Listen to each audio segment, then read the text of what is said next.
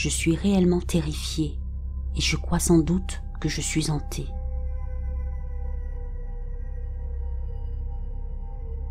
Tout a commencé par un déjeuner ordinaire avec mes parents.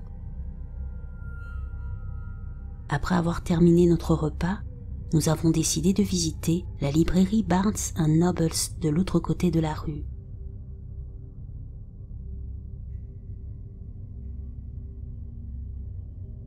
J'ai été élevée dans une famille chrétienne et on m'a dit maintes et maintes fois de me tenir éloignée de la magie noire et de l'histoire des démons. Je n'ai jamais pris l'avertissement trop au sérieux, car bien que j'y croie pleinement aujourd'hui, il y avait un léger doute auparavant qui me poussait à chercher la vérité. Et puis, je l'ai trouvé dans la section Religion, The Black Arts de Richard Cavendish, une histoire condensée de la sorcellerie, de la démonologie, de l'astrologie, de l'alchimie et d'autres pratiques mystiques à travers les âges.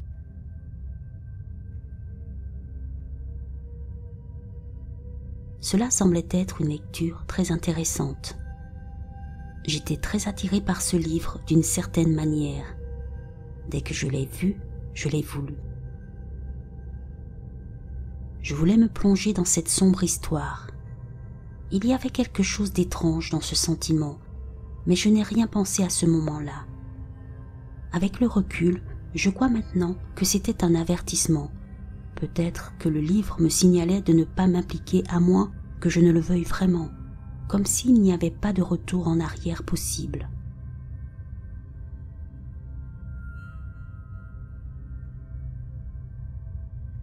Presque sans réfléchir, je l'ai pris et l'ai feuilleté jusqu'à la table des matières. Démons, sacrifices, sorts, religion. C'était un livre compilé de tout ce que j'ai toujours voulu savoir. Alors j'ai commencé à lire, en commençant par le tout début. C'est plus sombre que je n'aurais jamais imaginé. Je ne veux même pas répéter les choses ignobles que j'ai découvertes dans le court laps de temps de 15 minutes que j'ai passé à lire.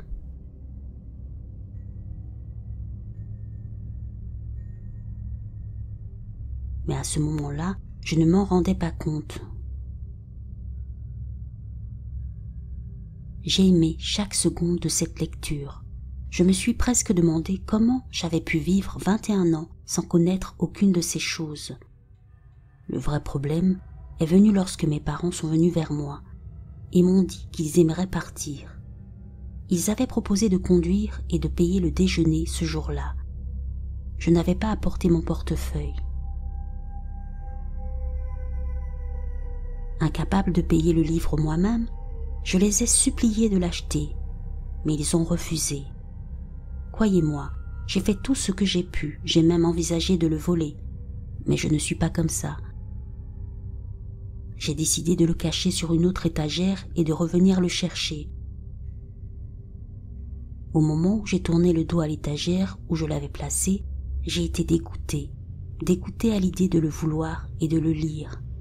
Je ne peux toujours pas expliquer ce soudain changement d'humeur, mais je n'avais aucune intention de revenir le chercher après mon départ.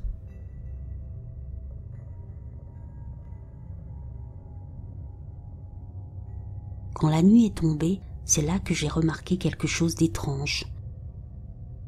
Mon chien n'a rien fait d'autre que de me fixer, et ça pendant toute la soirée. Pourtant, c'est un chiot qui ne reste jamais en place. Je travaille comme technicien vétérinaire, donc je sais que son comportement n'est pas normal. J'ai fait un rapide check-up sur lui et rien ne semble anormal.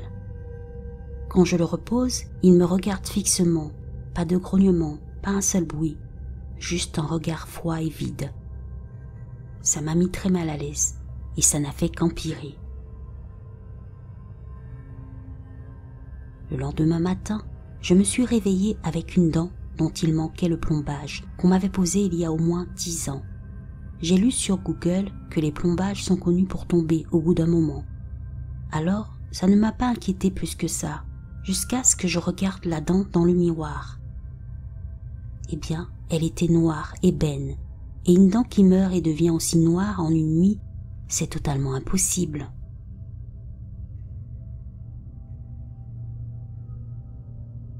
J'ai appelé le dentiste pour voir s'il pouvait me donner un rendez-vous rapidement.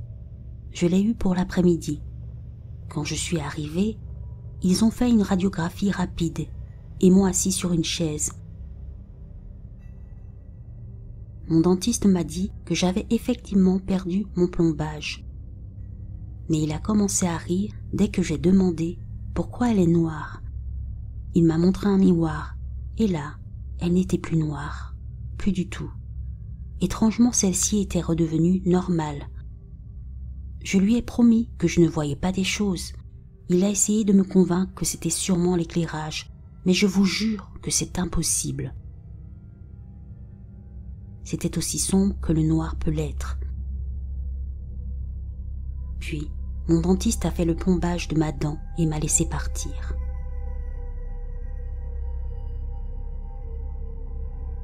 Confus et stressé, je suis rentré chez moi et j'ai décidé de faire une sieste sur mon canapé. Je me suis réveillé en sueur, la télé allumée et mon chien me regardant anormalement une fois de plus. Et c'est là que j'ai remarqué la chose la plus étrange. La dent était de nouveau complètement noire. Et là, j'ai commencé à paniquer. J'ai appelé le dentiste, c'était fermé.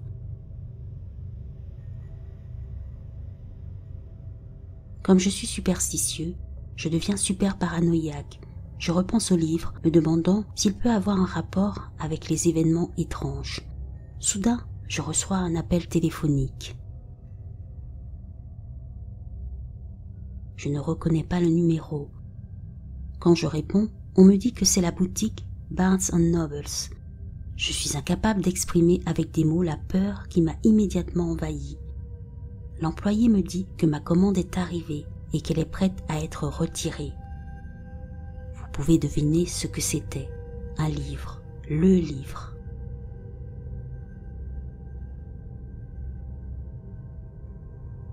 Après avoir réfléchi, je décide d'aller le chercher.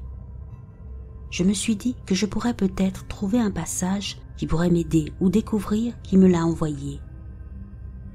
Je ne l'ai même pas apporté à la voiture. J'ai ouvert la boîte dans le magasin. Bien sûr, le livre est là. C'est alors que je remarque un morceau de papier qui dépasse de la couverture. Je le sors et il est écrit « Vous avez fait un serment de Wicca ».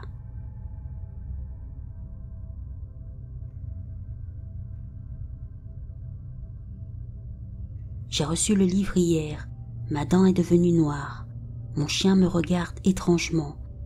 Et peu importe où je place le livre dans ma maison, je reviens pour trouver la couverture ouverte à chaque fois.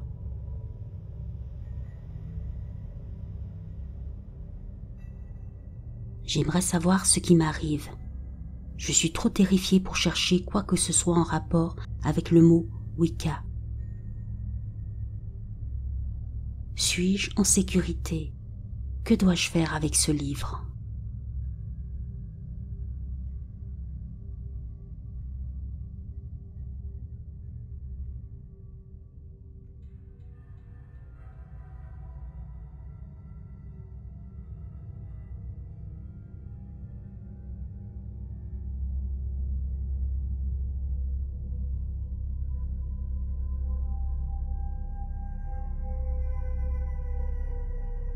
J'ai grandi dans le sud du Texas, plus connu sous le nom de Rio Grande Valley. Je suis la plus jeune de 3 enfants et nous vivions tous avec notre mère et notre beau-père dans une grande maison en briques rouges. Ce fut un véritable choc culturel de passer des forêts de pins de l'Est du Texas aux terres plates et désertiques de Rio Grande Valley. Il n'y avait presque pas d'arbres, mais surtout des palmiers et des arbustes, quelques cactus ici et là, et la faune se composait principalement de serpents à sonnettes et de tatous, etc. Lorsque nous avons commencé à aller à l'école, nous avons vite appris que les gens là-bas étaient pour le moins superstitieux.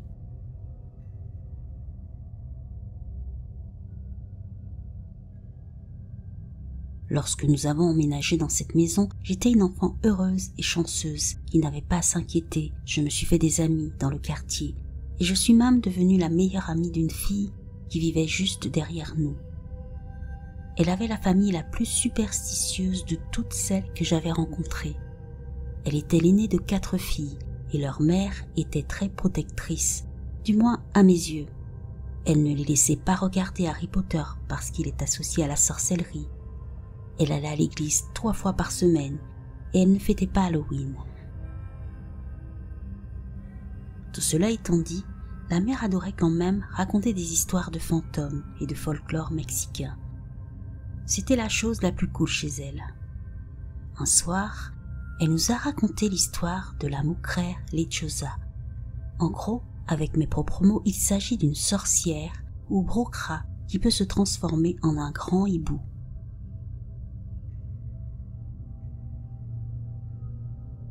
Si vous voyez une lechosa, vous êtes censé prier pour votre vie en espagnol et elle est censée vous laisser tranquille. Elle est également connue pour faire un sifflement, comme un sifflement humain. Si vous lui répondez par un sifflement, la lechosa descend en pic et vous emporte. Si vous vous réveillez le matin et que vous voyez de grandes rayures sur votre porte ou vos rebords de fenêtre, cela signifie que la lechosa était là et qu'elle vient pour vous. Vous devez donc vous préparer en conséquence. Je ne sais pas siffler, et la mère de mon amie le savait, alors elle me disait en plaisantant que je n'avais pas à m'inquiéter.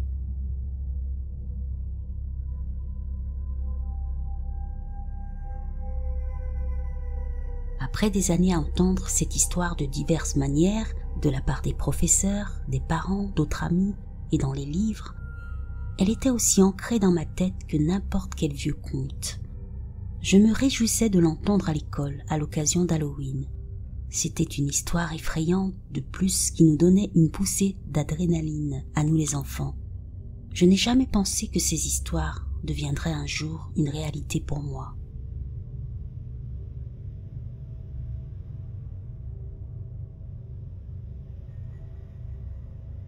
Ma meilleure amie et moi étions sur son trampoline.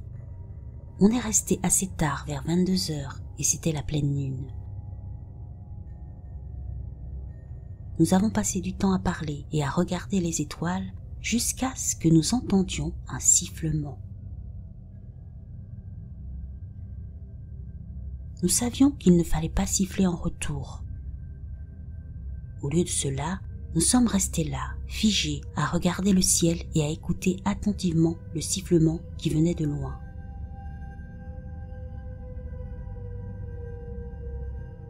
Je regarde mon amie et elle est paralysée. Elle prie en espagnol et serre ma main aussi fort que possible. Quelques minutes passent et nous entendons d'autres sifflements de plus en plus proches. Mon amie arrête de prier et dit que nous devrions rentrer à l'intérieur. J'accepte sans hésiter et nous commençons à nous approcher du bord du trampoline pour nous échapper.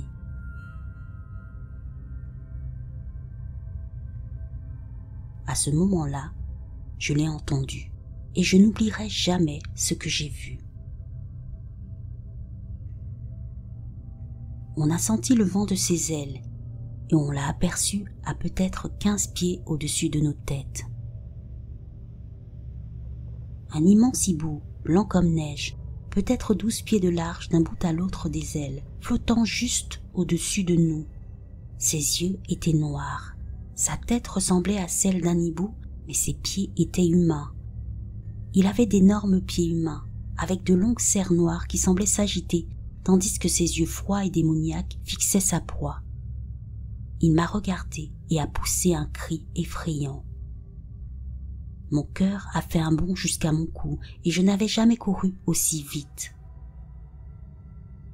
Nous avons pleuré ensemble en priant alors que nous l'entendions continuer à voler à l'extérieur. Nous nous sommes serrés l'une contre l'autre, son chapelet à la main, et avons continué à prier aussi fort que nous le pouvions. Puis tout à coup, il a disparu.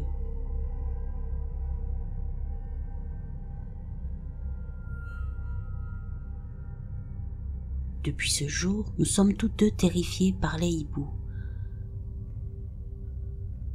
nous ne les regardons même pas dans les livres.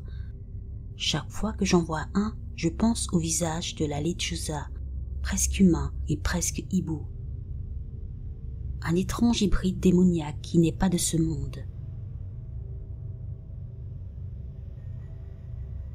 Croyez au conte, ne sortez pas seul et ne répondez jamais à un sifflement étrange. Quelque chose pourrait vous attraper et vous emmener très loin.